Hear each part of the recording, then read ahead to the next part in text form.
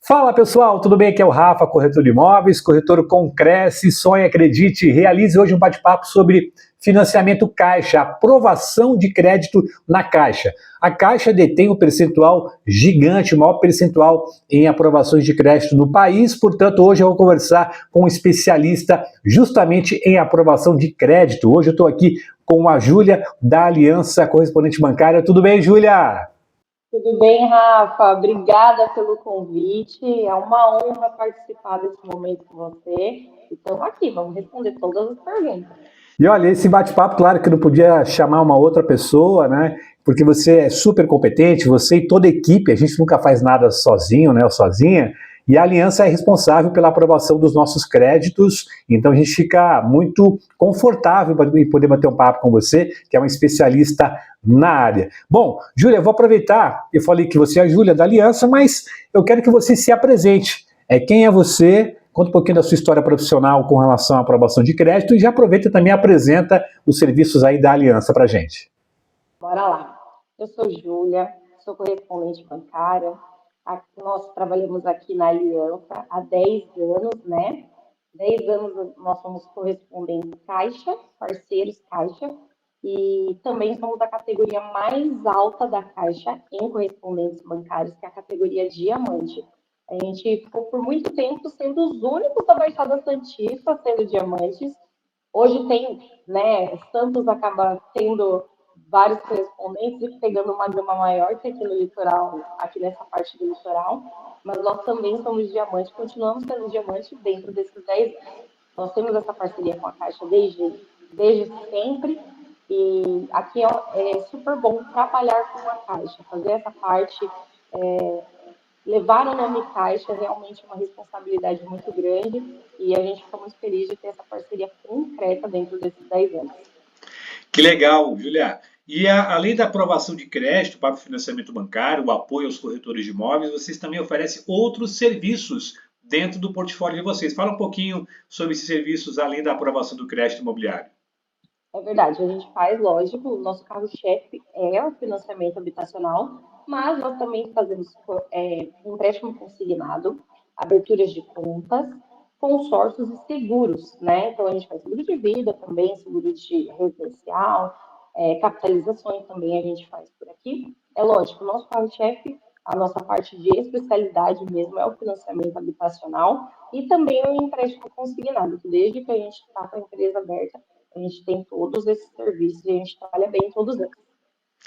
Legal, Júlia. Bom, vamos lá. Agora a gente vai entrar numa sequência de questões e, claro, você fica à vontade, pode responder aí com o tempo que você desejar. Bom, a primeira delas, né, gera sempre uma dúvida com relação ao serviço do correspondente bancário. Até alguns anos atrás, isso há muito tempo atrás, as pessoas, quando buscavam aprovação de crédito imobiliário, conversavam basicamente somente com o gerente. Depois acabou aparecendo, né, esse personagem importante, que é o correspondente bancário, que trouxe realmente uma rapidez, uma fluidez no processo de financiamento bancário habitacional. Fala para a gente o que faz o correspondente bancário com relação ao crédito habitacional, isso de maneira geral. Eu vou te explicar de uma forma bem simples mesmo, tá? O correspondente bancário existe em torno de 15 anos, mais ou menos, na Caixa. Porém, antes não fazia muito essa parte habitacional. Antes fazia mais do consignado. Daí veio a parte habitacional. Então, o correspondente ele vem para facilitar a vida do cliente mesmo, o cliente final, tá? É lógico que facilita também muito a vida dos corretores, mas é principalmente a parte do cliente final. E o porquê? Acaba que numa agência bancária, isso seja Caixa, Itaú, Santander, enfim, qualquer outro banco, eles fazem diversos serviços, né? Então, abertura de conta, pagamentos de contas, recebimentos, depósitos, faz a parte de manutenção dessas contas também. Ah, eu tive um problema, a minha senha, eu preciso emitir um boleto. Então, a agência, ela faz tudo isso. E acaba que ela não consegue dar um atendimento direcionado para a parte da habitação. No começo da nossa conversa, você falou que a Caixa é o banco detentor do financiamento habitacional, né? É o banco que tem mais um percentual muito grande do financiamento habitacional. Então, justamente por isso, eles criaram o correspondente, né? Que são empresas privadas que são parceiros caixas, que prestam serviço para a Caixa Econômica, mas que têm um horário mais flexível, um atendimento especializado. Então, eu consigo falar, às vezes, até melhor que um gerente de uma caixa que justamente não acaba tendo uma gama tão grande e não consegue focar muito bem no habitacional. Então, eu consigo te dar uma resposta muito mais rápida, né, num horário muito mais flexível. Então, ó, tá aprovado, não tá aprovado, tá faltando isso, tá faltando aquilo. Que na agência, né, eu até não vou jogar 15 anos, mas há 10 anos atrás, vamos dizer assim, ainda se fazia muitos processos na agência, mas acaba que a agência não consegue dar o respaldo que o cliente precisa, tanto o cliente comprador quanto o cliente vendedor. E é claro que a agência não vai poder dirigir diretamente ao corretor por sigilo bancário, né? E aí acaba que o correspondente, por entender todo o processo e ter na mão o documento do comprador e do vendedor, entende que ambos deram autorização para o corretor e por isso a gente consegue passar muito mais informações e um direcionamento real daquele processo para o corretor. Então, o correspondente ele veio para facilitar mesmo essa parte de habitação. Perfeito. Bom, já vou emendar aqui na segunda pergunta. Sabemos já que o correspondente bancário é um profissional super habilitado, aliás, habilitado e capacitado para poder gerenciar esse processo de aprovação de crédito. E o correspondente bancário cobra algum recurso, alguma taxa desse cliente? Quem remunera o correspondente bancário? Porque quem está ouvindo a gente sabe que em algum momento alguém vai precisar pagar essa conta. Muitas vezes o cliente acha assim, ó, só eu pago todas as contas. Será que alguém paga o correspondente bancário ou eu vou ter que pagar também? Conta pra gente. Vamos lá. Essa pergunta é bem polêmica, tá? E eu vou explicar o porquê que ela é polêmica. Sim. É assim, para o financiamento habitacional, para o processo, o correspondente não pode cobrar pelo processo, tá? A gente assina um termo com a Caixa de ciência que a gente não pode, de forma alguma, cobrar taxa do cliente referente ao processo de financiamento habitacional. Então, nós aqui da Aliança, a gente não cobra por esse processo, tá? A gente não cobra para fazer o processo. Então, você vai mandar a documentação, comprador do vendedor do imóvel, a gente não cobra por esse processo. Tem correspondente que cobra? Tem correspondente que cobra, tá? Mas quem paga o nosso serviço é a Caixa, tá? Então, assim, o processo é financiamento, é um processo automatizado, né? Então, o banco vai pagar o nosso serviço e a gente não cobra do nosso cliente. Você mesmo, Rafa, nosso parceiro já faz bastante tempo, então sabe que a gente não cobra por esse serviço, justamente porque nós somos remunerados pelo banco. A partir do momento que a gente se denomina correspondente caixa, a gente é um parceiro caixa, quem paga o nosso serviço é o banco. Certo, perfeito. Terceira questão. Bom, quero financiar o imóvel e quero saber se eu preciso ter um relacionamento com a Caixa para poder conseguir um financiamento bancário. Essa é uma pergunta muito recorrente também nos atendimentos aqui, que muita gente diz assim, eu já tenho conta nesse banco ou naquele, e eu não pretendo ter conta ou ter nenhum tipo de relacionamento. Vamos lá, conta ou relacionamento com um banco novo para o financiamento bancário. Então, é necessário ter alguma relação com o banco? Ter relação com o banco é positivo? É obrigado ter uma relação com o banco? Conta pra gente, de uma maneira geral, como é que você enxerga essa questão de cliente, relação com o banco e aprovação de crédito. Ó, vamos pensar que o banco, nesse primeiro momento, ele é uma pessoa, né? Então, oi, senhora Caixa, tudo bem? Eu preciso de um crédito. Mas assim, você está chegando agora, né? Acabou de me conhecer e quer um crédito, como assim? A gente mesmo, pessoa física, a gente não empresta dinheiro para quem a gente não conhece. Os bancos privados também não, né? O Itaú, o Santander, o Bradesco, eles pedem relacionamento com o cliente. E a Caixa não é diferente, Rafa. A Caixa ela também quer um relacionamento com o cliente. Então, o cliente final, né, o cliente comprador, chega para a Caixa, chega para o banco, ela quer um crédito em que ele vai pagar 30, 35 anos aí, né? Ele pede um crédito com esse prazo. Então, a Caixa vai pedir relacionamento, sim, é bom para o cliente e é bom para a Caixa. A Caixa é o banco de maior detentor de financiamento habitacional, com as menores taxas de juros, né? Então, você quer um crédito, o banco também quer liberar um crédito, desde que você tenha um relacionamento com ele. Muitas vezes você não precisa ter um relacionamento de tempo, vamos dizer assim. E eu estou falando muitas vezes porque isso não é 100% dos processos.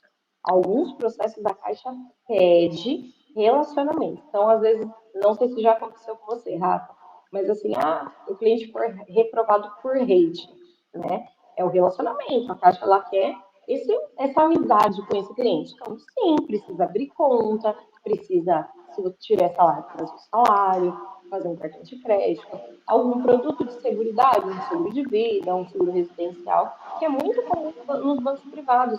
E alguns clientes ainda veem a Caixa assim, um banco público, entende que é quase uma ONG, né? Vamos dizer a verdade. Mas não, a Caixa é um banco, então pede sim esse relacionamento, com certeza. Tá aí questão respondida.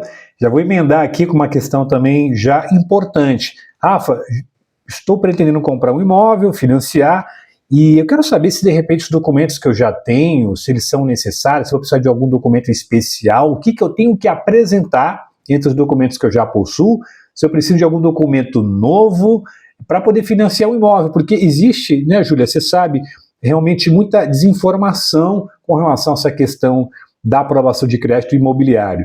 Até porque a gente sabe que o déficit habitacional no país ele é gigante, a gente não financia imóvel o tempo todo, muitas vezes as famílias vão financiar um imóvel na vida, as que vão financiar, então as pessoas querem saber se estão prontas para o financiamento bancário. E a pergunta, de maneira mais objetiva, é essa: quais os documentos necessários para poder financiar um imóvel? Se você puder passar o checklist para a galera que está assistindo a gente.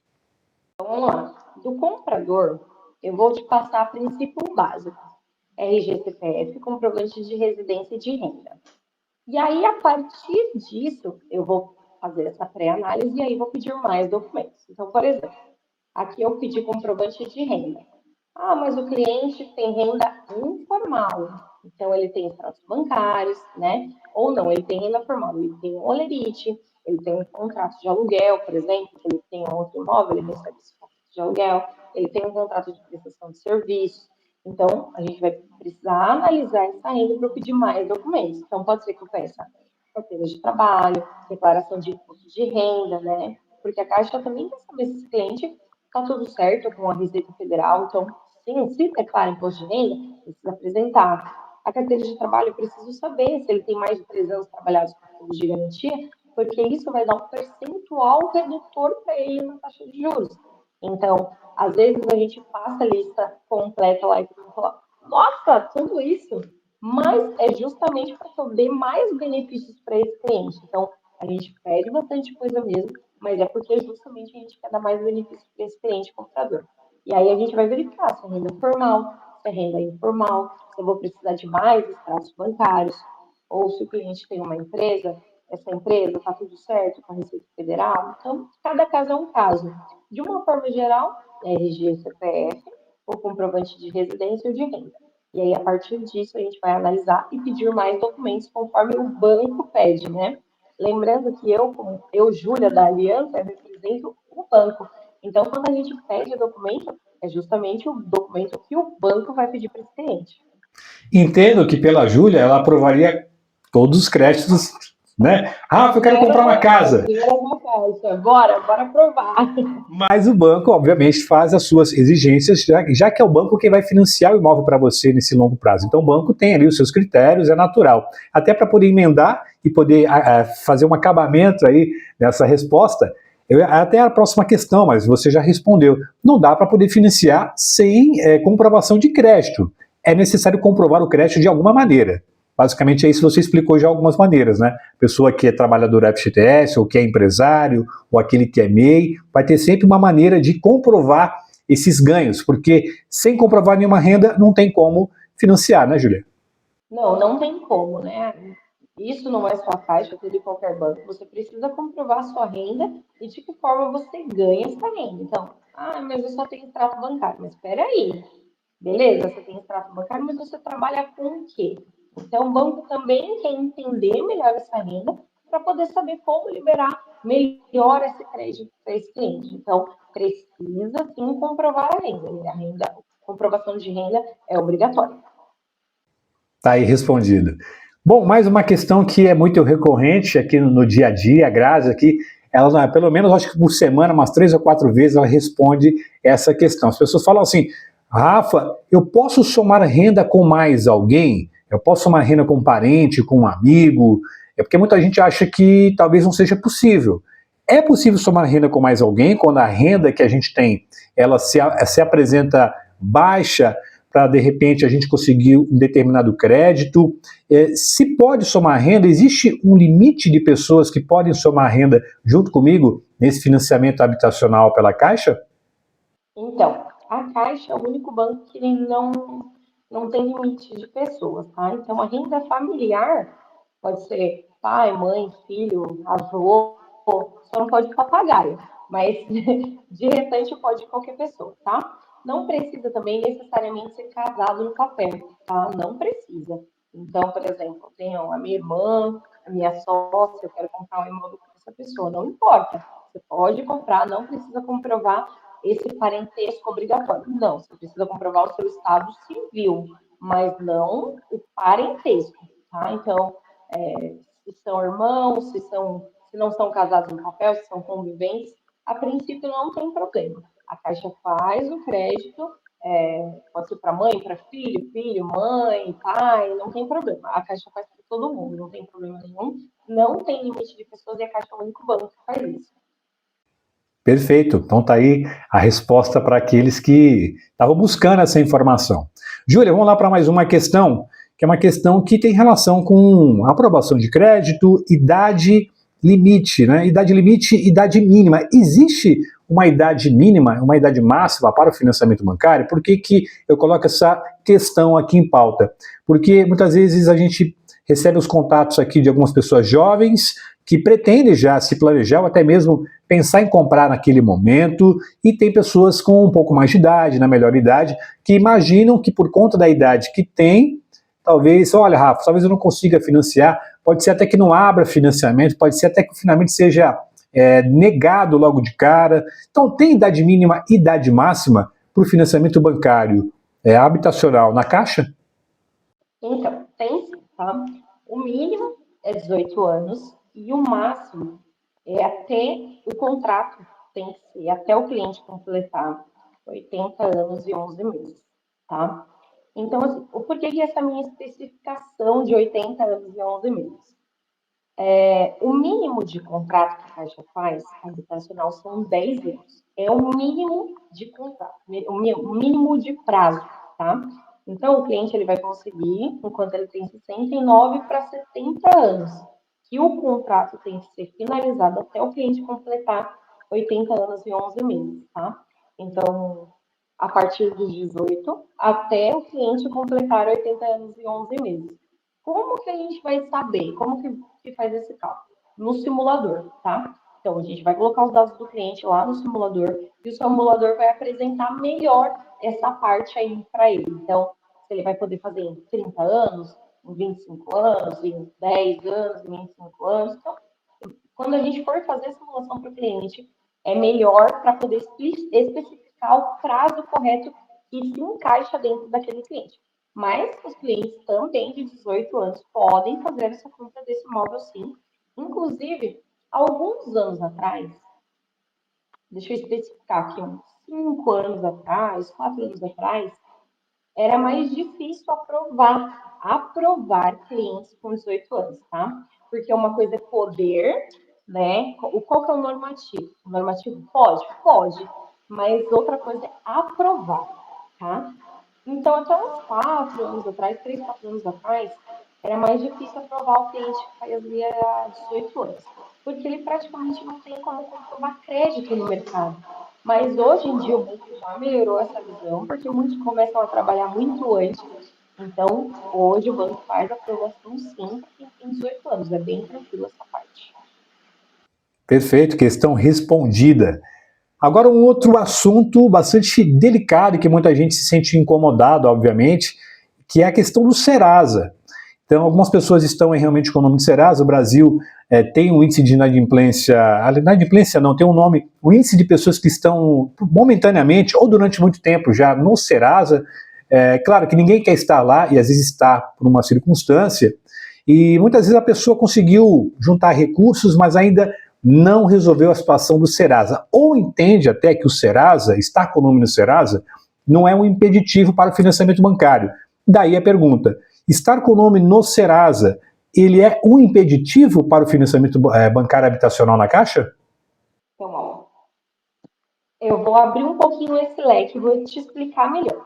Para eu poder solicitar a avaliação de risco com o nome sujo, o cliente pode ser aprovado? Pode. Pode? Pode. Porém, eu não posso mandar o processo para análise jurídica, análise documental, enquanto ele estiver com o nome sujo, tá? Então, dependendo da restrição do cliente, ele pode aprovar com o nome sujo, mas ele não pode dar continuidade no processo com o nome sujo. Então, eu solicito a avaliação de crédito. O banco entendeu que, a princípio, o crédito do cliente que roda no mercado é bom. Ele entendeu que essa restrição realmente é antiga, ou é muito pequena, pode ter sido um descuido e acabou ficando. Mas, para eu poder dar continuidade e finalizar esse processo, o cliente precisa limpar o nome, tá? Então, Júlia, mas o cliente tem uma restrição aqui de 20 mil. Aí não, né? Mas às vezes, se é algo simples, uma conta de luz, uma conta de água, alguma coisa que seja para protesto, algo que seja simples, de valores baixos, o banco pode aprovar o crédito sim, e aprova, viu? Tem muitos clientes que aprovam. Mas, para a gente poder finalizar o processo, então, eu vou conseguir pedir vistoria, eu vou conseguir sacar o fundo de garantia, mas para poder mandar o processo para análise jurídica, análise documental, é obrigatório que o cliente limpe esse fórum. Ok, perfeito. Mais uma questão respondida. Agora, sobre renda. Quando os clientes fazem contato com a nossa equipe, a gente faz sempre uma filtragem, sempre buscando levantar as informações para prestar uma informação com relação à simulação de financiamento, que a gente acha que é essencial, para poder realmente informar o cliente e deixar ele ciente do resultado dessa simulação. Portanto, as pessoas, uma das informações, melhor dizendo, que a gente acaba pedindo é com relação à questão da renda.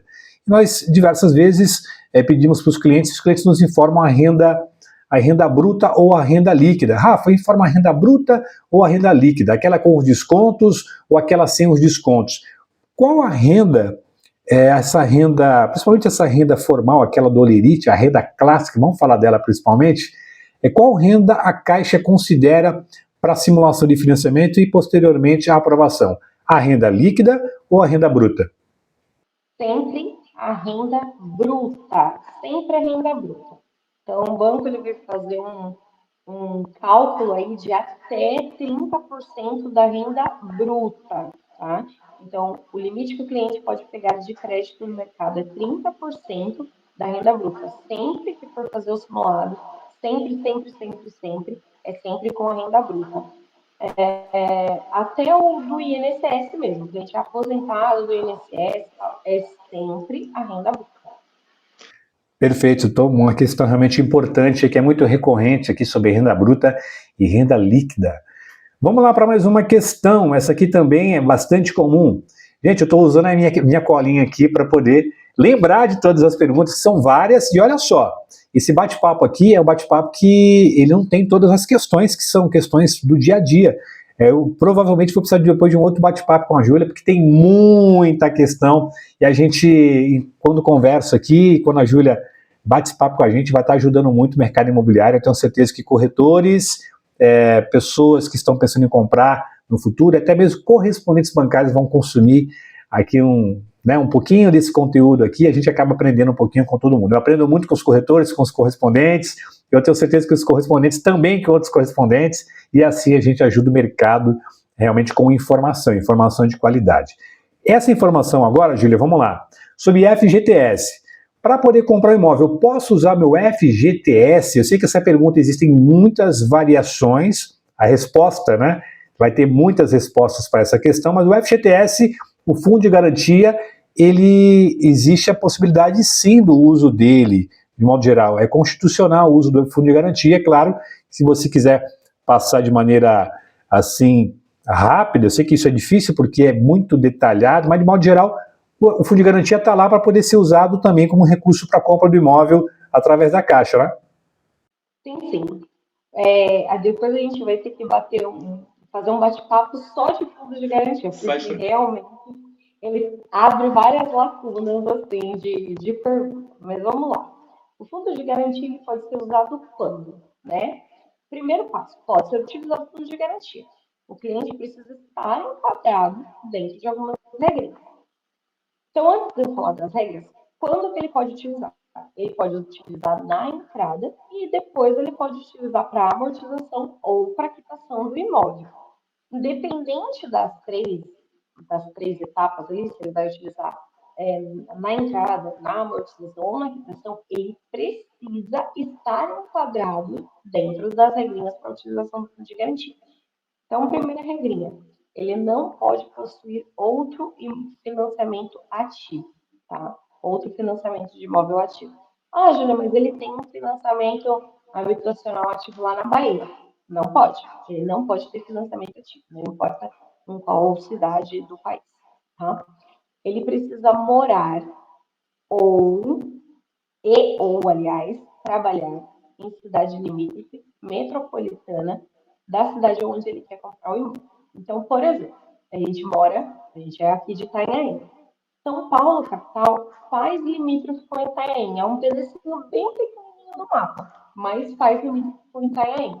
Então, quem mora em São Paulo, capital, ou trabalha em São Paulo, capital, pode utilizar o fundo de garantia aqui, tá? Ah, mas e o pessoal do ABC, Guarulhos, São Bernardo, esses não fazem limítrofe com Itanhaém. Então, se a pessoa mora e ou trabalha para esses lados, ela não pode utilizar o fundo de garantia. Mas e se ela mora em São Bernardo e trabalha em São Paulo, capital? Ela pode utilizar o fundo de garantia com Itanhaém? Pode utilizar, porque ele precisa morar ou trabalhar em região limítrofe ou metropolitana da cidade onde ele pretende comprar o imóvel. Perfeito, não, você respondeu super bem. E, na verdade, o que a Júlia falou é bem verdade. É o tipo de bate-papo sobre FGTS que gera um vídeo inteiro, porque abre várias possibilidades, e são regrinhas assim, que vira e mexe, a gente até mesmo com bastante experiência, a gente, Júlia, socorre a gente, tanto eu como a Grazi, né, os parceiros, né, e essa tal dessa regra, como é, pode, não pode, então, obrigado pela resposta aí, a gente, numa outra ocasião, vai estar conversando mais detalhadamente sobre FGTS. Júlia, vamos para mais uma questão, a gente já está caminhando aqui para a metade, está indo muito bem, vamos lá. Como é calculado o prazo de pagamento, o valor de parcelas e o valor da entrada? São três questões uma só, acho que eu abusei um pouquinho, misturei um pouquinho os assuntos aqui, mas vamos lá, prazo de pagamento, como é que é calculado? Então, vamos lá. O prazo do financiamento, dependendo da linha de crédito, o prazo total, o prazo máximo é até 420 meses. São 35 anos. Esse cálculo ele vai fazer dentro daquilo que eu te falei, até o cliente completar 80 anos e 11 meses. Então, quando a gente coloca lá no simulador, a gente sempre tem que colocar a data de nascimento do mais velho, mesmo que não compor renda. A gente coloca a data de nascimento dele lá e vai fazer um cálculo certinho com o prazo que é para aquele cliente, tá? Então, é personalizado mesmo isso. Mas é até o cliente completar 80 anos e 11 meses. Tá, perfeito. Vou até aproveitar para poder separar aqui as questões. Agora fala para a gente como é calculado o valor da entrada. Rafa, mas tudo bem, eu entendi sobre a questão do prazo. Entrada, como é que se decide o valor da entrada? Porque às vezes existe bastante confusão, até entre nós corretores de imóveis, alguns anúncios de corretores de imóveis utilizam-se de percentuais de valor de entrada que a gente, na prática, sabe que aqueles percentuais muitas vezes dependem de uma avaliação do cliente. Né? Não é uma coisa que a gente consegue dizer logo de cara que o banco vai financiar 80%, ele vai ter que dar 20% de entrada. Às vezes, essa entrada é um pouco maior do que aquele percentual que o banco, né, estaria, em tese, financiando numa melhor das circunstâncias. Nem sempre é assim. Essa questão de entrada, como é que ela é definida? De forma assim, básica, né? Se é possível realmente reduzir um assunto tão complexo. Vamos lá, a parte da entrada, o banco sempre, se não for leilão, tá? Se for a compra de um imóvel novo, usado, um imóvel individual. Esse imóvel ele vai ser financiado até 80% do valor de mercado, lá, o valor de compra e venda do imóvel, tá? Então, por que a gente fala até 80%? Porque vai depender também da renda do cliente. Lembra que eu falei que o máximo de comprometimento de renda que o cliente pode fazer é 30% da renda dele? Se a renda dele for um pouco mais baixa ou o imóvel for um pouco mais alto, né, ele vai só poder ter uma capacidade de 30%. Então, ele precisa jogar para algum lugar, ele não tem como colocar mais financiamento dentro daquela prestação. Então, automaticamente vai jogar para a entrada. Então, o mínimo de entrada é 20%, mas pode ser que peça mais. É lógico que tem muitos corretores que acabam utilizando assim, da propaganda é a alma do negócio, né? Coloca lá as melhores condições, coloca um perfil de um cliente, supimpa, coloca lá para poder fazer o marketing. Mas a realidade é que todo e qualquer financiamento é sempre personalizado para aquele cliente. Então, mas o meu vizinho conseguiu fazer sem entrada. Calma lá. Ele tinha fundo de garantia, né? Ele tinha dinheiro, recursos próprios, então cada caso é um caso. Não dá para jogar um único perfil de cliente e dizer que aquele vai ser para todo mundo. Não é assim que funciona. Então, às vezes, lógico, tem cliente que faz sem entrada realmente, mas às vezes pode ser que ele fez algum parcelamento por fora com o vendedor, pode ser que ele deu um carro para o vendedor, então realmente ele não deu nada de entrada, que seriam os recursos próprios, mas ele fez algum outro tipo de contrato por fora, ou fundo de garantia mesmo, utilizou fundo de garantia naquela para entrada naquele momento. Perfeito, questão respondida. Agora vamos falar sobre parcela. Rafa, por favor, eu quero uma parcelinha pequena. A pessoa acha que a gente tem condição de muitas vezes, né, definir qual é o valor da parcela. Como é definido? Sei que você já passou por esse assunto, assim, falando sobre outras coisas, mas especificamente sobre o valor de parcela. Como é que é calculado o valor da parcela? Se você puder pegar um exemplo, por exemplo, um valor e falar sobre esse percentual, qual que seria o valor máximo daquela parcela de acordo com aquela renda, de maneira bastante didática, para a galera poder entender. Como é calculado o valor da parcela se tratando de financiamento habitacional através da Caixa? Então vamos lá. O que tem dentro dessa prestação, tá? Dentro dessa prestação tem juros, amortização e tem um seguro dentro dessa prestação. Um seguro, sim, e é um seguro obrigatório, tá? Que ele cobre morte ou invalidez permanente, tá? Ele cobre quanto? Quanto percentual? Ele vai cobrir uma porcentagem do contrato. Então, caso venha a falecer, se ele entrou com a renda total, quita o contrato, tá? Então, cada caso é um caso e precisa ser analisado especificamente, tá? Mas dentro dessa prestação tem amortização, a taxa de juros e esse seguro obrigatório. E tem também o indexador, que muita gente não fala, mas ele tem. Esse indexador ele sempre vai reajustar o saldo devedor do cliente, tá? Então, se for poupança, se for TR, se for IPCA, sempre vai fazer um reajuste no saldo devedor do cliente, tá? Então, tudo isso tem dentro de uma prestação. Agora, vamos colocar, se o cliente for um cliente que recebe 4 mil de renda bruta.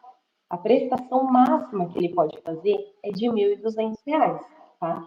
Então, ele já precisa ter ciência, que às vezes o cliente vem lá com uma renda e ele fala, Rafa, eu quero uma prestação de R$ 800, não quero dar nada de entrada, estou com o nome sujo e não tenho dinheiro para documentação. É o mais comum. E realmente é verdade. Mas não é bem assim que funciona. Então, quando chega esse cliente, a gente vai olhar o perfil dele, entender a situação, indicar para ele o que ele precisa. Então, ele precisa limpar o nome, ele precisa reservar um dinheiro mais complicado, ele precisa do dinheiro de documentação. Então, cada caso é um caso. A gente vai analisar especificamente aquele cliente. Mas o máximo que o cliente pode fazer é 30% da renda dele. E aí, conforme o perfil dele, a gente vai colocar no simulador e verificar o quanto que vai liberar de financiamento. Então, eu especifiquei essa parte do seguro dentro da prestação, porque dependendo da idade do cliente, o seguro pode ficar mais alto ou pode ficar mais baixo. Se for um cliente de mais idade, o seguro vai ficar mais alto. Então, às vezes, o cliente não consegue fazer ele mesmo sozinho, ele fala, mas e se se eu juntar minha mãe? Pode, pode.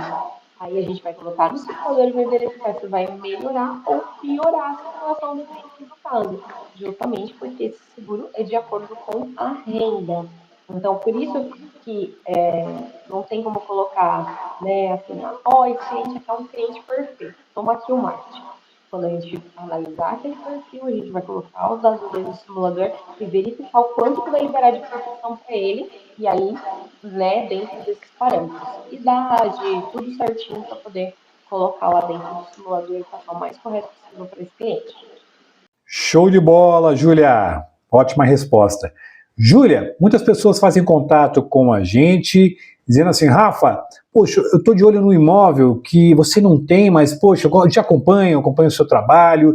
Se eu levar esse imóvel até você, você pode, de repente, ajudar na intermediação dessa negociação. Porém, Rafa, o detalhe importante, esse imóvel não tem escritura pública, não tem matrícula, é um contrato de compra e venda, contrato de gaveta. Será que o banco financia para mim esse imóvel? Como é que a Caixa enxerga essa questão da documentação do imóvel para o futuro financiamento habitacional através dela, Caixa? Então, acontece que, assim, quando o cliente ele vai pegar um crédito habitacional, esse imóvel ele fica como garantia para o banco, tá? Então, eu especifico essa parte do garantia, porque quando a pessoa for ler lá no documento, vai estar lá. João vendeu para Maria e a Maria alienou a Caixa. Então, por esse motivo, a Caixa não faz quando só tem contrato de compra e venda, né? Porque é uma garantia para o banco. E se aquele cliente não paga, a Caixa vai ter que retomar esse imóvel, vai ter que colocar a venda.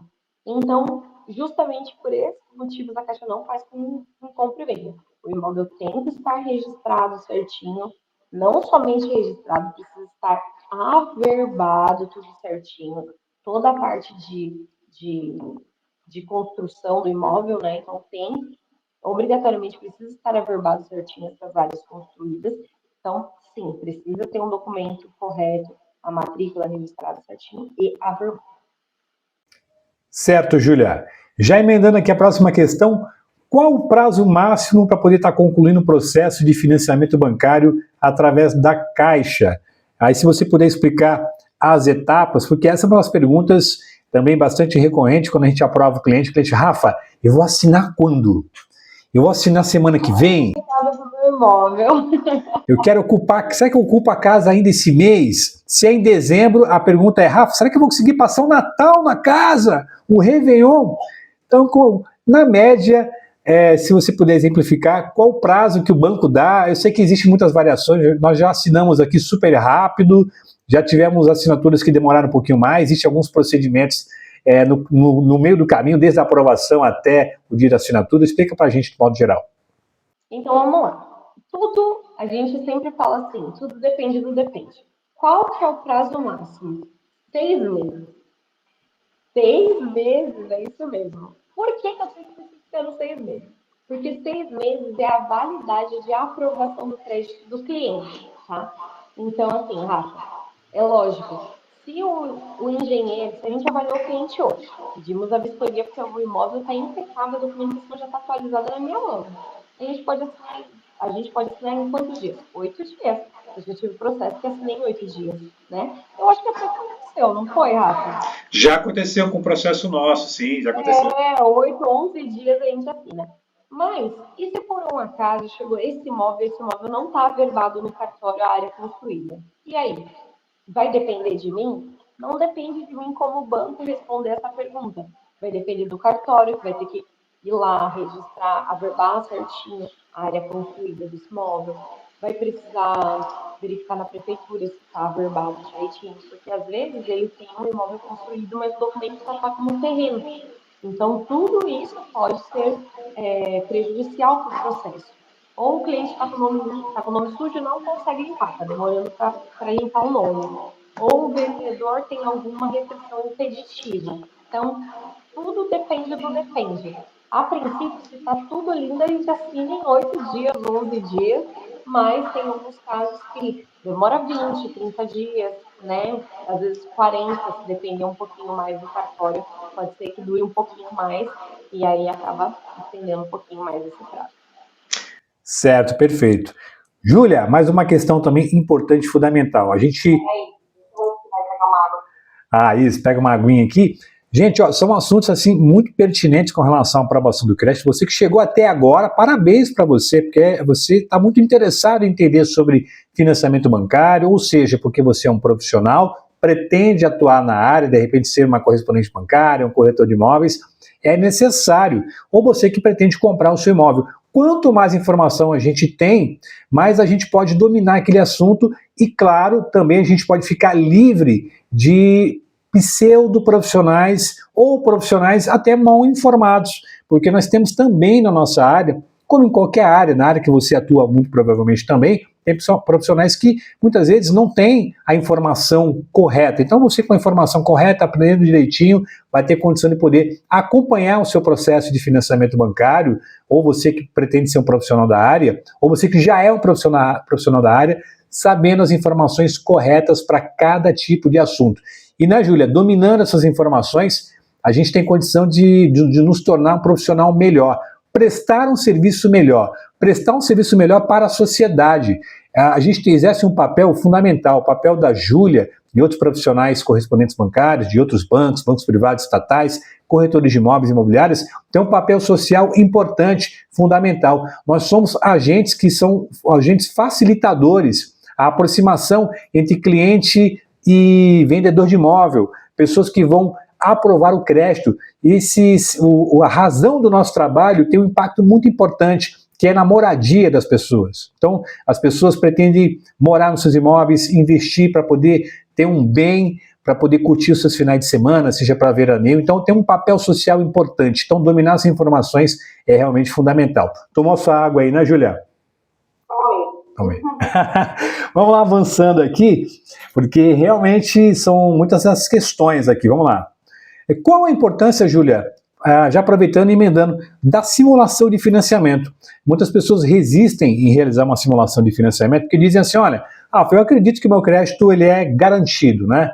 Então tem gente que diz, meu crédito é garantido, Rafa, eu sou um excelente cliente, eu sou aquele cliente que bateu lá, eu sei que vai aprovar. E sabe que não é assim. Então, você que é especialista, né? Muitas vezes eu digo, muita gente entende, acredita, vem com o Rafa, vem com a Grazi, passa aqui as informações, a gente realiza a simulação, mas como profissional correspondente bancário enxerga a importância da simulação de financiamento? O primeiro passo, Rafa, primeiro passo do cliente, tá? Antes dele ver até o imóvel, ele precisa fazer uma simulação, tá? Isso é o papel principal. Começou, quero comprar um imóvel financiado, o que eu tenho que fazer? Simulação. Por quê? O cliente ele precisa saber o quanto de entrada ele vai precisar, o quanto de documentação ele precisa ter e o quanto de prestação ele vai pagar. Porque às vezes ele vem crente que ele vai pagar uma prestação de R$ 800. E às vezes é a crença dele, ele colocou aquilo no coração dele e ele acha que ele vai pagar uma prestação de R$ 800 e dando às vezes 10 mil de entrada. É o que está no coração dele. Só que não é bem assim. Então, às vezes, muitos corretores passeiam com esse cliente, passam o dia inteiro com esse cliente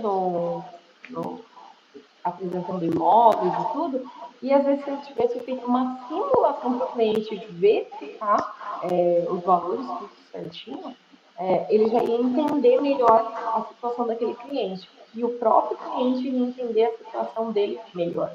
Então, às vezes ele fala, não, eu tenho entrada. Beleza, fechou. Às vezes a entrada é um carro. E aí, você passou o dia inteiro com aquele cliente na rua, às vezes embaixo do sol, às vezes embaixo de chuva, e aí lá no final ele fala que a entrada que ele tem é um carro. Não é bem assim. Às vezes o vendedor não vai aceitar. E muitas vezes as pessoas pensam assim, não, mas a entrada não paga para o banco? Não, a entrada é para o vendedor. Então, se você tem uma casa, um terreno, algum bem que você vai dar de entrada, é tudo para o vendedor. Então, precisa verificar se ele vai aceitar. Então, por isso que o primeiro passo é a simulação. Porque lá na simulação, você já vai batendo esse papo com o cliente. Você está procurando um imóvel assim, mais ou menos até quanto e tal. E aí, quando for aparecendo os valores, a simulação justamente para que gere essa conexão corretor e cliente ou o próprio correspondente e o cliente. Então, é aí que a gente vai entender os valores que ele tem, se ele tem valor de entrada, se ele tem valor de documentação. Muitas pessoas não sabem quanto que é uma escritura. Então, justamente por isso que o primeiro passo é a simulação. É a partir da simulação que a gente vai entender melhor os valores que o cliente precisa ter durante aquele processo. Às vezes ele não tem naquele momento, mas ele já está. Ele está colocando aquele carro à venda, ele está colocando terreno à venda, ele está colocando outro imóvel à venda. Então, é a partir daí que você vai conversando com o cliente, entendendo o que, que é que ele tem de recurso próprio para poder comprar esse imóvel. Perfeito, Júlia. Inclusive, essa questão já me leva a uma outra importantíssima. A gente sempre realiza simulações de financiamento, fala para o cliente justamente sobre a importância de nós levantarmos algumas informações de forma antecipada. A grande maioria dos clientes, né, Júlia, que nós atendemos aqui em Itanhaém em especial, são clientes que são de São Paulo, Grande São Paulo, são de outras regiões. E muitas vezes levantar essas informações de forma antecipada fazem com que a gente possa poupar, inclusive, o tempo do cliente. Porque quando o cliente, de repente, nos informa algo que é um impeditivo para o financiamento bancário naquele momento, a gente informa ele já na simulação, através do WhatsApp, através de uma reunião como essa online, e ele não perde o tempo dele vindo aqui para ver imóveis que naquele momento ele não consegue comprar. Então, muitos clientes acabam não tendo esse entendimento. Claro que eu, enquanto corretor de imóveis, a nossa classe precisa realmente conscientizar cada vez mais os clientes sobre a necessidade da simulação de financiamento. Eu não estou aqui para poder, de forma curiosa, descobrir quanto o cliente ganha, né, quais são os gastos que ele tem mês a mês. Eu preciso saber de maneira técnica o que eu digo para eles. Olha, o que você faz ou não faz com o seu dinheiro não é da minha conta. Porém, a partir desse momento que você pretende comprar um imóvel, eu preciso que você divida essas informações comigo. Principalmente algumas delas que vão ter um impacto importante. E daí vem a próxima questão, que é endividamento. Muitas pessoas estão, Rafa, eu tenho meu nome ok, meu score lá em cima, tá tudo certo, um bom relacionamento com o banco, porém, olha, eu tenho aqui um carro parcelado, eu tenho o filho que eu estou pagando uma faculdade, eu tenho aqui um cartão de crédito super estourado, eu tenho empréstimos consignados, empréstimos pessoais. O quanto esse endividamento pode ocasionar o que a gente chama, muitas vezes, de crédito condicionado. Talvez essa palavra nunca tenha sido tão repetida nos últimos tempos, que é o tal do crédito condicionado. O que é crédito condicionado e o que o endividamento tem a ver com essa palavrinha chamada crédito condicionado e qual o impacto disso também no financiamento habitacional através da Caixa? Às vezes, muitos corretores chegam aqui para a gente, Rafa, e falam assim: Júlia, o meu cliente ganha 12 mil reais. Ele vai pagar facinho. E aí a gente fala assim: peraí, deixa eu te explicar uma coisa. Quem ganha 12 mil reais gasta 12 mil reais. A pessoa que ganha 12 mil reais, ela não gasta 2.500, ela gasta 12 mil reais. Quanto mais a gente ganha, mais a gente gasta.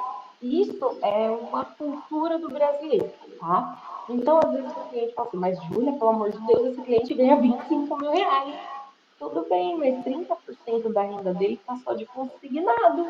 Como que o banco vai aprovar crédito para ele? E aí a gente vem para a resposta do condicionamento. O que é o crédito condicionado? É uma aprovação num valor menor. Então, assim, Rafa, o cliente chega e falou assim, Júlia, eu preciso de 100 mil de financiamento. O banco pegou o documento dele lá, olhou, fez a pesquisa lá no Banco Central, porque o banco ele faz isso, a pesquisa lá no Banco Central. O que o meu cliente aqui, esse cliente, né, esse meu futuro cliente, esse provável cliente, tem aqui de comprometimento de renda? O banco vai olhar lá no Banco Central e aí vai analisar e verificar o quanto que ele vai liberar de crédito ou não. Então, esse cliente pediu 100 mil reais e o banco só aprovou 70 mil reais. Júlia, por que acontece isso? Justamente por isso. Porque quem ganha 12 mil reais gasta 12 mil reais. Então, às vezes ele tem um parcelamento alto no cartão de crédito, ele tem um consórcio, ele tem um financiamento de moto, um financiamento de carro. Isso tudo está comprometendo a renda dele. O que ele pode fazer de crédito é 30%, mas é todo e qualquer crédito. Financiamento de carro, de de moto, consórcio, parcelamento alto no cartão. Então, tudo isso entra lá no comprometimento de renda dele. Então, o banco aprovou para ele, porém aprovou um valor menor, e é isso que significa o crédito condicionado.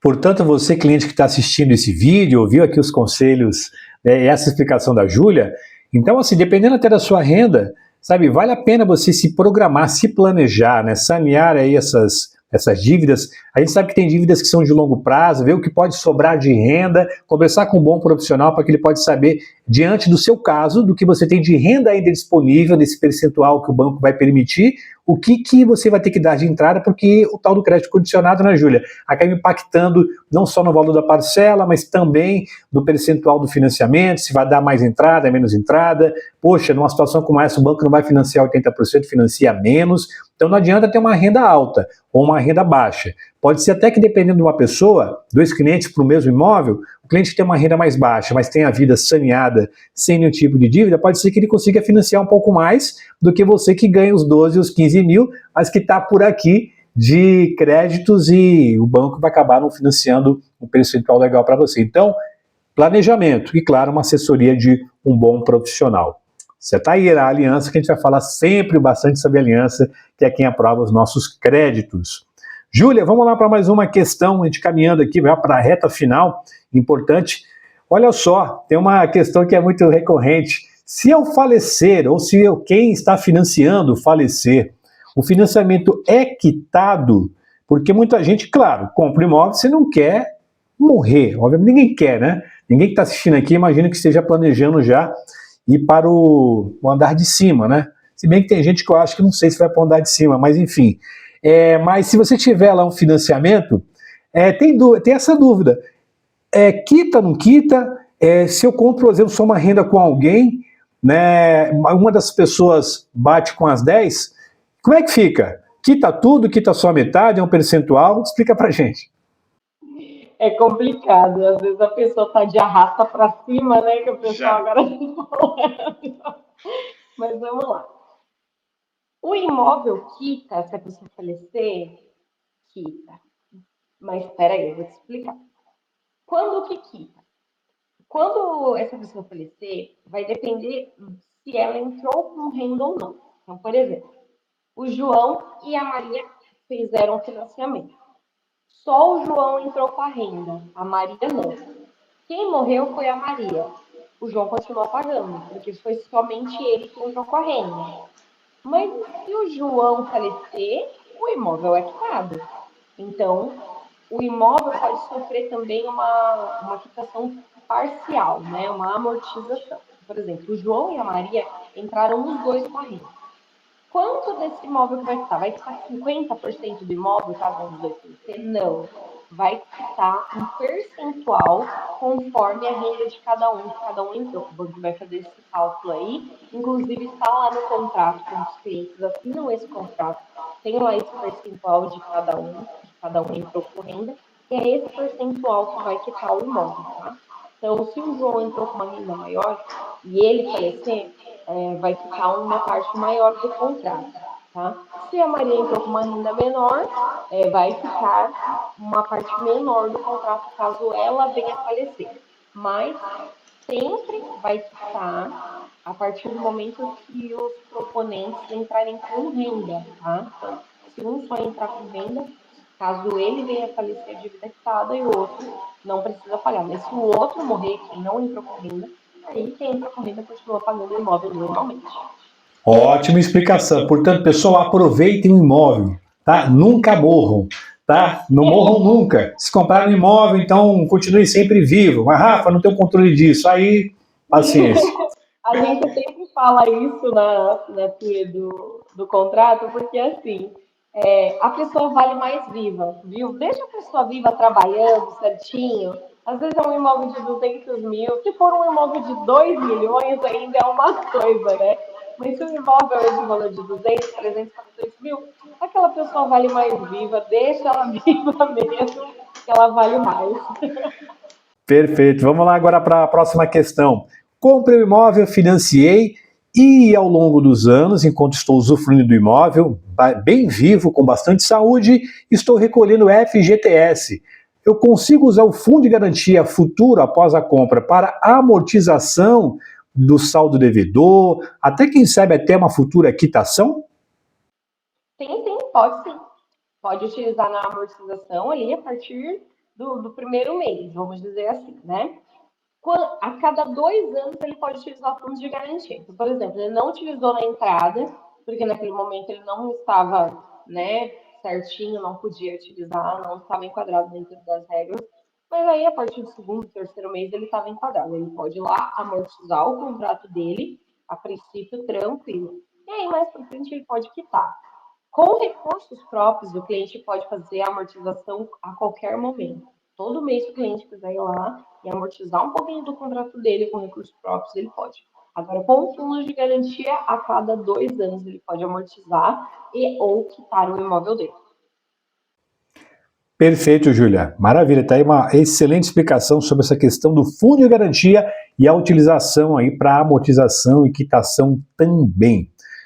Júlia, agora a próxima questão. Se eu deixar de pagar as parcelas para o banco, eu posso perder o imóvel? Com certeza, com certeza. Até antes da pandemia, a Caixa era uma mãe, é um colo. O cliente ficava lá 6 meses sem pagar, às vezes um ano. E a Caixa, não, vem aqui, a gente renegocia para você. Vem aqui, a gente vai assinar. Ah, não, mas mês seguinte, não. Eu sei, você vai melhorar, vamos lá. Assinar, só que, no período da pandemia, muita gente ficou sem pagar os imóveis. Muita gente. Foram 2 anos de pandemia, tá? Então, a partir do momento que finalizou a pandemia, a Caixa colocou todo mundo para retomar seus imóveis. E hoje a Caixa não passa mais de 3 meses. A partir do segundo mês, a Caixa já começa a mandar as ameaças. Olha aqui, meu parceiro, bora assinar, bora pagar sua dívida aqui, você pagou algumas prestações em atraso. E aí, bora ou não bora? A partir do terceiro mês, a Caixa entra tem um pedido de retomar o imóvel, tá? Então, hoje, a Caixa não passa mais plano nenhum. A partir do terceiro mês, ela entra com um pedido e retoma o imóvel do cliente. E ela não está brincando, não, viu? Tem muitos imóveis em leilão, justamente porque no período da pandemia, a Caixa abriu mão e não cobrou de nenhum cliente. Porém, assim que finalizou a pandemia, ela quis que eles colocassem todas as prestações em ordem. E é lógico que, imagina, você ficar 2 meses, 2 anos sem pagar a sua prestação do imóvel, acaba que, querendo ou não, você meio que acostuma também a não pagar, né? E o período da pandemia, lógico que foi muito ruim para muita gente, porém, para o mercado imobiliário, ele só cresceu. O período da pandemia foi o pico de maior percentual de financiamento habitacional. Então, teve muita gente que comprou imóvel. E aí acaba que a Caixa está pedindo retomada desses imóveis que estão com prestações em aberto a partir da terceira prestação. Certo, Júlia. Muito bem. Vamos lá, próxima questão. O imóvel financiado, ele está segurado de alguma maneira? Porque às vezes o camarada se vê numa situação em que ele acha que a prestação que ele paga lhe dá direito a pedir alguma coisa da Caixa, principalmente quando acontece alguma avaria, às vezes uma ventania, uma situação, uma catástrofe, né? Nós tivemos aí, por exemplo, no sul do país, um problema lá muito seríssimo, né? Uma tragédia climática que impactou a vida de muitas pessoas, mas de modo geral, diante do nosso contexto aqui, né? No contexto que nós atuamos aqui na região, ou no contexto ampliado pelo país, esse imóvel que a gente comprou através dessa parcela, tem seguro ali do imóvel, especificamente sobre o imóvel? Você falou até já sobre a questão da pessoa física, a gente está falando sobre o cara falecer e tal, mas e o imóvel? Existe seguro com relação ao imóvel? Sim. Tem alguns tipos de seguro, inclusive, tá? Que quando o cliente ele vai fazer esse crédito de financiamento, né? Esse financiamento, lá no simulador ele tem algumas especificações de alguns seguros. O obrigatório é esse que eu te falei. morte e invalidez permanente. Esses são obrigatórios, tá? Os outros, que tem as outras opções lá, vai depender do que o cliente escolher. Então, tem muitos que é justamente para o que você falou, essa parte de ventania, chuva, alagamento, que aconteceu inclusive lá no sul, e que o seguro da Caixa cobre tudo isso. Então, os imóveis que estavam financiados, o seguro da Caixa cobre e dá um suporte muito grande para essas famílias. Então, quem estava com o imóvel financiado lá, realmente recebeu um suporte muito grande da Caixa. E aí, tem algumas opções de seguro lá no simulador, Rafa, que não são da Caixa. Não sei se você já percebeu. Ah, é da Trio Seguros, é do outro, enfim. Quando a gente faz o financiamento da Caixa, a gente não indica essas outras seguradoras. E eu vou te explicar o porquê. Vamos supor que acontecesse isso que aconteceu lá no Sul. O cliente não escolheu o seguro da Caixa, ele escolheu o da outra seguradora lá. E aí, imagina que o cliente foi lá na Caixa e falou: meu imóvel aconteceu tudo isso. Pensa no emocional do cliente, como está nesse primeiro momento.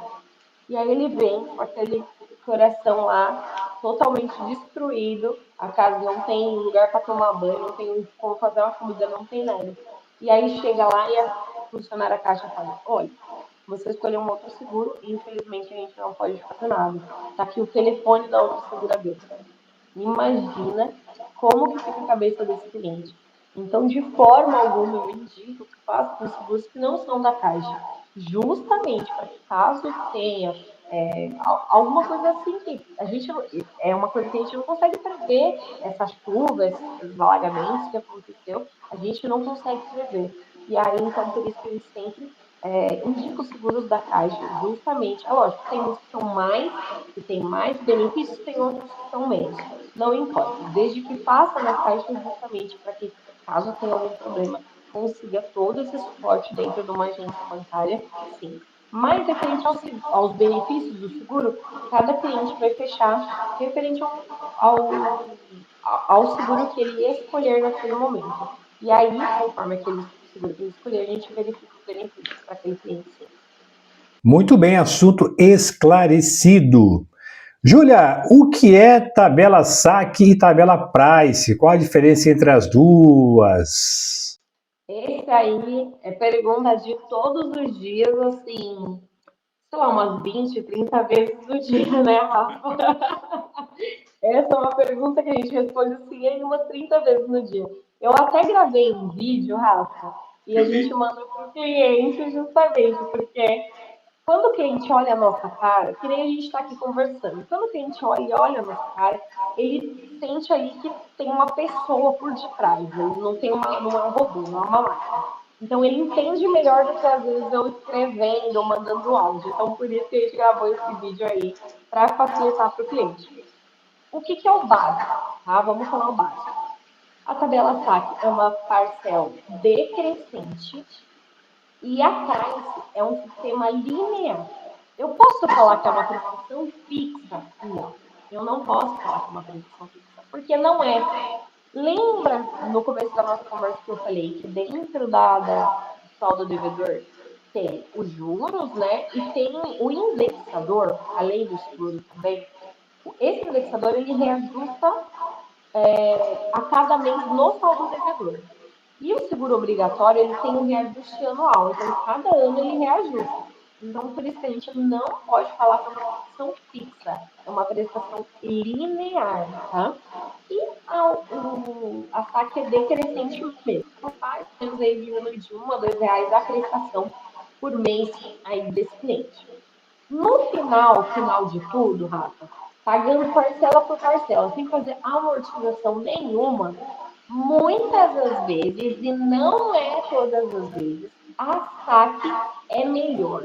Então, para quem quer quitar o imóvel, pagando parcela por parcela, não vai fazer amortização nenhuma, tá? E lá no final, qual que é que tem mais vantagem? É a saque realmente, tá? Agora, se o cliente vai fazer amortização com fundo de garantia, com recursos próprios, não importa, 13º, receber um plus, PLR, às vezes, ele vai amortizando aquele contrato lá, vai acabar ficando praticamente elas por elas, tá? Então, assim, o que que é bom para o cliente? Bom para o cliente é sempre aquilo que cabe no bolso, tá? Então, o parcelamento, a parcela tem que caber no bolso do cliente, né? Hoje eu fiz uma simulação para o cliente que a tabela saque começava com 2.800 e a prestação price ficava como 2.500. 2.800, não, e 2.300, perdão. Tinha uma diferença de R$ 500. Às vezes, para aquele cliente, os R$ 500 para ele é tranquilo, ele é uma pessoa organizada, ele consegue sim fazer essas amortizações, ele vai ficar tranquilo. Mas tem alguns clientes que estão aqui no pescoço, com a corda no pescoço, por inúmeros motivos, Rafa, por tratamento médico, ou porque realmente perdeu o serviço, agora encontrou outro, ainda está se organizando financeiramente. Então, assim, o que, que é melhor para o cliente? A sacra price, aquilo que cabe no bolso dele. Cabe no bolso dele, ele vai conseguir pagar aquela prestação mensalmente, não vai ficar enforcado, porque a gente não quer que o cliente tenha um imóvel reclamado. Pelo contrário, a gente quer realizar sonho, a gente não quer gerar um pesadelo para o cliente. Então, por isso da importância do cliente entender que qual que é o melhor é aquilo que cabe no bolso dele. Sempre tudo que cabe no bolso dele. Perfeito, Júlia. Júlia, eu estou olhando aqui que tem algumas questões. Eu vou fazer o seguinte, depois, já vou até estabelecer com você aqui um próximo compromisso, porque são questões que a gente deve esmiuçar de forma mais detalhada, porque através dessas questões vão gerar outras questões. Então, eu vou separar aqui algumas coisinhas, vou deixar aqui a parte, para depois a gente fazer um outro bate-papo. Para poder finalizar, deixar você descansar também, que essa mulher hoje trabalhou demais, já trabalha muito, viu? Trabalhou demais com uma série de mudanças que são naturais, né? Com relação ao crédito imobiliário, na Caixa, assim, nos bancos privados também. Então, sempre que há mudanças, há um corre-corre danado pela informação, pela aprovação do crédito. Então, eu sei que hoje o dia foi bastante puxado. Então, eu vou finalizar te fazendo uma pergunta, que é a seguinte, a pergunta final. Por que financiar um imóvel na Caixa? Vamos lá. Essa é uma pergunta que muitos também têm essa dúvida, né, Rafa? A Caixa, a gente já falou e eu vou repetir. A Caixa ela tem o maior percentual de financiamento habitacional comparado aos outros bancos, tá? A Caixa ela tem as menores taxas de juros, né? É um banco realmente do governo, é um banco estatal. Então, por isso a gente tem toda essa segurança de crédito, né? Você pode fazer a simulação na Caixa hoje e no outro banco você pode ter certeza que a Caixa vai ter as menores taxas de juros. Então, assim, aquilo tem que ficar bom para o bolso do cliente. A gente está aqui como um agente facilitador, como você mesmo falou, Rafa. Então, eu sempre vou indicar a Caixa Econômica. Ah, mas é porque você recebe da Caixa. Não, é porque realmente a Caixa e dos últimos anos para cá, inclusive, melhorou muito mais a parte de aplicativos, atendimento, casas lotéricas. Então, hoje em dia, o cliente tem muito mais acesso e realmente, por muito tempo, ficou somente nos bancos privados, mas hoje em dia não tem mais isso. A Caixa é um banco 100%, ele consegue fazer praticamente tudo digital. Então, assim, é claro, eu sempre vou indicar a Caixa pelas taxas de juros, as menores taxas de juros do mercado, e aquilo sempre vai ficar bom para o bolso do meu cliente. É claro que eu quero que o meu cliente compre esse imóvel, e daqui a um tempo ele compre outro imóvel, e daqui a um outro tempo ele compre outro imóvel, faça financiamento comigo, mas para isso ele também tem que ter um bolso que ele consiga pagar cada prestação, né? A gente tem clientes que já hoje tem quase 3 financiamentos ativos na Caixa, porque sabe que a Caixa tem as menores taxas de juros. Então, sim, financiamento habitacional é na Caixa. Sim, gente, olha, a Caixa está sempre de braços abertos para vocês, que inclusive ainda não são correntistas Caixa.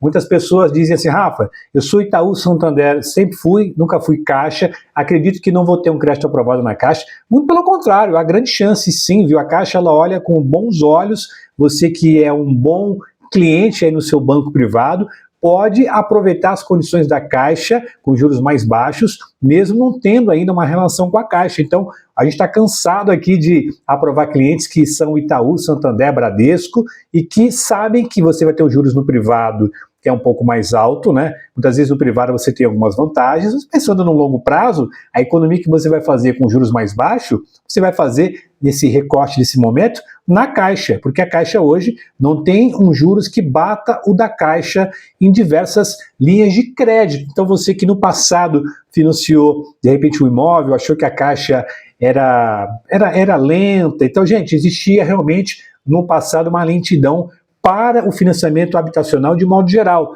tanto na Caixa, nos bancos privados, porque geralmente o gerente era só quem cuidava disso. Hoje tem os correspondentes bancários e conforme a Júlia já disse para a gente, na Caixa hoje está muito mais fácil, a gente tem aprovações super rápidas e assim, com certeza tem muita gente hoje economizando aí alguns milhares de reais, né, Júlia? E não é pouco dinheiro não, porque a gente fala em financiamento bancário, ele é geralmente de longo prazo. Se você colocar uma curva de juros, uma do lado da outra, você faz economias assim surpreendentes ao longo do tempo. Portanto, olhe você com carinho para o financiamento Caixa. Tanto eu como a Júlia estamos aqui preparados para poder te auxiliar. Eu quero esse final de ano, Júlia, nessa metade de ano até o final, vender muito imóvel pela Caixa, através aqui da Aliança, dos nossos parceiros, porque, sem dúvida, é uma excelente opção. Júlia, para poder finalizar, mais uma vez, quero te agradecer aqui esse tempo dedicado, agradecer você, a Camila, né, toda essa turma que trabalha com muito carinho, com muita dedicação e com muito profissionalismo, não só para poder atender o Rafa, a Grazi, os nossos parceiros, Carvalho, Mica e outros tantos corretores de imóveis espalhados pela Baixada Santista, que hoje tem vocês aqui realmente o apoio de profissionais que estão sempre apostos, estão sempre com o tempo ali para poder dedicar com as informações, nos ajudando, nos ensinando. Afinal de contas, nós, enquanto corretores de imóveis, que estamos aqui financiando 9 em cada 10, que 10 imóveis, né? Ajudando clientes a financiar 9 em cada 10, um ou outro compra através de compra à vista. Portanto, o financiamento bancário, a informação de qualidade, ela é fundamental e vocês exercem um papel realmente incrível. Pode ser que, pelo fato de vocês só encontrarem os clientes no dia da assinatura, né, porque vocês acabam conhecendo basicamente os clientes de perto ali no dia da assinatura, mas nós passamos aqui às vezes meses e até anos conversando com esses clientes e dizendo assim, ó, no momento certo, você vai lá no banco, vai encontrar a Júlia, vai encontrar a Camila, vai encontrar os correspondentes bancários, que são pessoas que nos ajudaram de maneira fundamental que esse sonho saísse do papel e se tornasse realidade. Portanto, parabéns pelo seu trabalho, parabéns pelo trabalho da equipe. Eu quero finalizar aqui pedindo que você passe novamente os contatos aqui da Aliança, diga como as pessoas podem encontrar a Aliança Correspondência Bancária, fale novamente sobre os serviços que a Aliança oferece e, mais uma vez, obrigado pelo tempo dedicado, viu, Júlia? Rafa, eu que tenho que agradecer. A nossa parceria não é de hoje, né? É uma parceria de anos. E é como você falou, ninguém faz nada sozinho. Aqui atrás, eu tô aqui com a carinha da Aliança, mas por trás de mim tem uma equipe totalmente especializada e pronta para atender o cliente, seja o cliente final, seja o cliente vendedor, construtor e o cliente corretor. Porque o corretor, para a gente, ele é o nosso cliente, né? Vocês tendo uma informação de qualidade, vocês vão passar para o cliente final e às vezes até para o construtor, porque muitas vezes eu vejo que vocês, corretores, é que indicam para o construtor para onde que ele precisa construir, o que, que ele precisa fazer, o que mais que o cliente quer nesse imóvel. Então, vocês são facilitadores e vocês fazem um papel fundamental na realização dos sonhos dos nossos clientes. Então, nós agradecemos muito vocês, Rafa e Grazi, e é lógico todos os nossos corretores parceiros, porque é aí que a gente finaliza mesmo um processo, um sonho, né? Como você tem o seu bordão, é realmente o realizar. E a gente quer realizar sonhos, a gente não quer que isso viva um pesadelo. Então, eu agradeço muito a parceria de vocês. Um beijo enorme para vocês aí. A aliança correspondente está aqui para atender o cliente final, o cliente corretor, o cliente construtor das melhores formas possíveis. Então, entra lá no nosso Instagram, Aliança CTA, que é correspondente Caixa API, Então entra lá, @aliançasCCA, entre em contato com a gente vai atender você, entender o que você precisa e te orientar da melhor forma. Legal, obrigado, Júlia. Pessoal, tá aí finalizando mais um vídeo, agradecendo mais uma vez aqui a Aliança, agradecendo aí a sua audiência também, não esquece de deixar o seu like, você que chegou agora, de repente está pensando em comprar o seu imóvel, estamos aqui à disposição, os nossos contatos aqui na descrição, acesse nosso site também, atsmimóveis.com.br, estamos também nas redes sociais, a TSM Imóveis no Instagram, no Facebook, no TikTok. Claro, se for comprar imóvel em Itanhaém, procure pela nossa equipe. Se você for comprar um imóvel através de financiamento bancário, utilize também o serviço da Aliança Correspondência Bancária. Gente, forte abraço e até o próximo vídeo. Para poder finalizar, sonhe, acredite, realize. Valeu, gente. Tchau.